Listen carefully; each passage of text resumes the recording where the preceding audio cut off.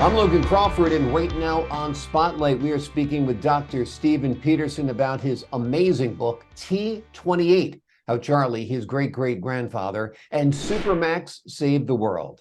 It is a thrilling story that combines climate science and science fiction to inspire young readers to think about the future of our planet.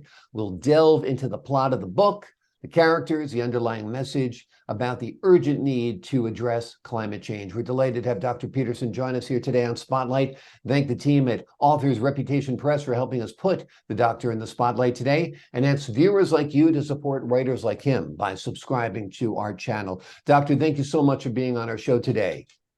Thank you very much for having me. I love your book, really captures the imagination. The title alone, if I were a kid, would make me want to read it because it's kind of fun to say. T28, How Charlie, his great-great-grandfather, and Supermax Saved the World. How'd you come up with that title anyway? Well, one night I woke up and I was walking in the hallway a few years ago after the grandchildren were coming along, and I thought to myself, what's the best way to try to convince people to improve our climate? And through a story is what I thought. And then I thought, well, what's a good story? Well, how about if we got someone like the great-great-grandchild that I'm worried about, come back from the future and talk to somebody who has a lot of influence these days and see if they could persuade them to change to a different position on clean energy. And that's how I came up with it. Well, it was a great idea. I love the idea of time travel and mixing real science with science fiction. I think it's really imaginative. Now, you're a psychiatrist. What role did your work mind play with your creative mind when you were penning this book? Well, I wanted to try to tell a story, a respectful story, to try to reach across the aisle and persuade people who might not agree with this idea that the climate is changing and extreme weather is coming, because there's a lot of politics that's going on right now, and there's a lot of doubt about science and things like that.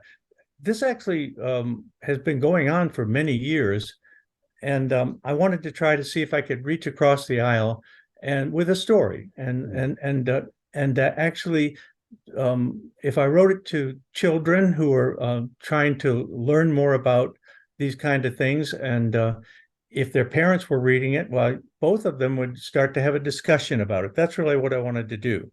And we know that the best way to really get folks thinking in families about this is the children will start to talk with the parents, and that's kind of who I was reaching out to. Yeah, absolutely. Getting the kids to initiate that conversation with the parents. Hey, mommy, hey, daddy, is this real? You know, is our planet in jeopardy if we don't change our ways? I think that's a great conversation to compel with your book, no doubt. Tell me a little bit about the writing process for you. Was this the first time writing a children's storybook? Indeed, it was. Yes. Did that present any challenges?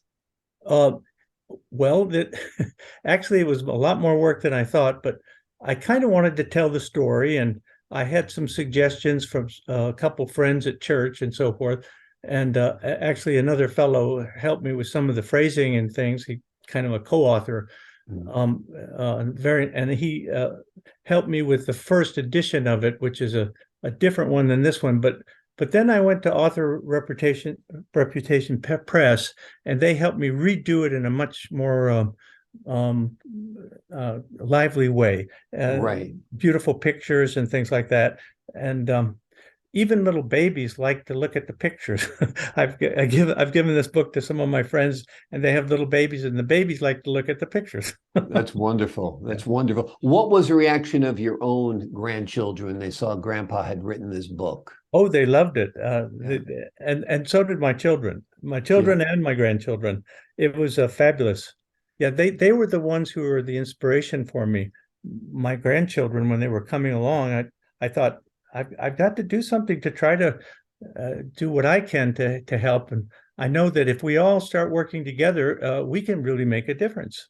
So Right. this was one way that I could do it. Are you encouraged or discouraged or neutral at this point about how we are challenging climate change?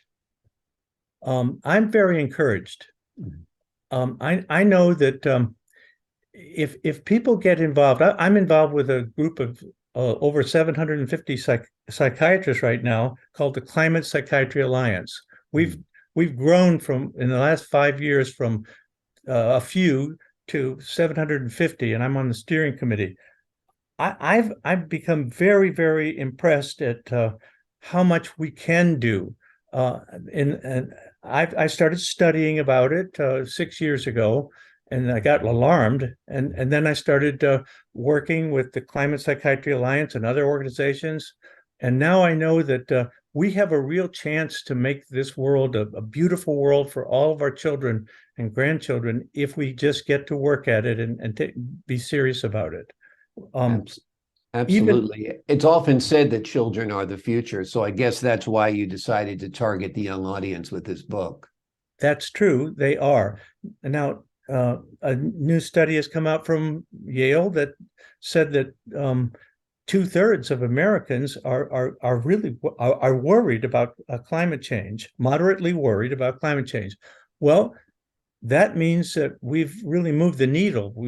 A lot of people didn't used to be worried about it. They think, well, it's not that big of a deal. I used to think myself, there's plenty of trees out there to make oxygen. I don't have to worry about CO2. Oh, yes, we do Yeah, need to worry about it. And that's what the book is about. It talks about how these invisible gases, particularly CO2, act like a blanket around the world. And that's what's responsible for the warming. absolutely. Are you thinking about writing any more books for children to help shape their future? I've got another one in mind, and I would like to work with my wife on that. She wants to help me with it, with the idea of yes, maybe another Back from the Future book. We'll see.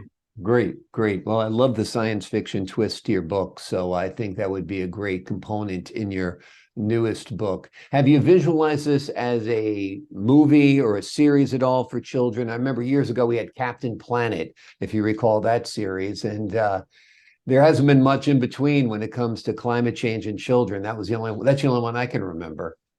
I would love it if this could be into like a movie, uh, even a serious movie. Hmm. Gosh,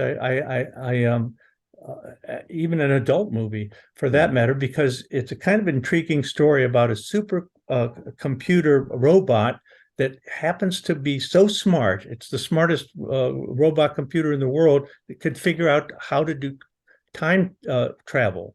Hmm. And this boy is all worried about terrible storms that are happening in his world in 2080, and his parents are studying it, and he says, isn't there something we can do? And the robot says, yeah, let's go back and talk to your great great grandpa, who Hmm. happens to be a very influential individual. Yeah. Yeah. Yeah, it's a terrific story, and like I said, it's extremely imaginatively told. Tell me a little bit about the illustrations. That's something you mentioned that your publisher helped you with. Did you actually? How did you collaborate with your illustrator and get that vision that you wanted for the story? Well, I talked to my main contact person, Katniss Megan at Reputation Press, and Mhm. she I think her son even devised the a cover. She and whoever she involved in this made a beautiful job of the characters. It just made it so much more friendly and fun. And it was their idea to make the robot computer that's so brilliant into a number called T20 T53. T28. I mean T28. Yeah. Yeah, it was. Yeah, I'm nervous, so I can't Oh, remember. no worries, no worries. But T28 was it's kind of a nice way to say it, but it's about how Charlie, his great great grandfather, and and Supermax, the T28 computer, saved the world. Yeah. Yeah, it's a wonderful book. It is highly recommended. Well, thank you so much for saying that. Oh, my pleasure. And to the folks at home, you can get this book online. You can download it to a Kindle, or my suggestion is to actually get a physical copy so you can enjoy these wonderful illustrations with your children. It'll spark conversations. Perhaps they'll question you in ways you've never thought about, and perhaps you'll question them in ways that'll get their young minds thinking. And as we said earlier in this interview, the children are the future. Teach them well, and they will lead the way. You may not have noticed, but for every book that is purchased, we'll plant a tree. Wonderful. Much needed. I wish we would also focus on the oceans too. Being down here, I spent my winters down in Tampa, Florida, along the Clearwater Beach area. And every year now we get such a terrible red tide. And this is part, and it smells, and beautiful Florida with its gorgeous Gulf beaches and its beautiful Atlantic beaches, they're being destroyed. I mean, so I praise you, and I'm appreciate the work you've done in addressing this, because it's a real threat. No matter where you lie on the political aisle, too many things these days are politicized. There are things that are right, and there are things that are wrong. Giving us the cleanest air possible is going to make us not only a healthier planet, but healthier individuals, right? Yes, indeed. And we need to love our earth and take care of it just as much as we love our family, because the earth will take care of us if we take care of it. Absolutely. The name of the book, once again, is T28, How Charlie, His Great-Great-Grandfather, and Supermax Saved the World. It is terrific. I can't wait to see this in film form as well. And Dr. Peterson, thank you so much for joining us here today on Spotlight. Thank you very much for having me. I really appreciate it. The pleasure is all mine, sir. And to the folks at home, I'm Logan Crawford, thanking you for your time this time. Until next time on Spotlight, and remember, save the planet.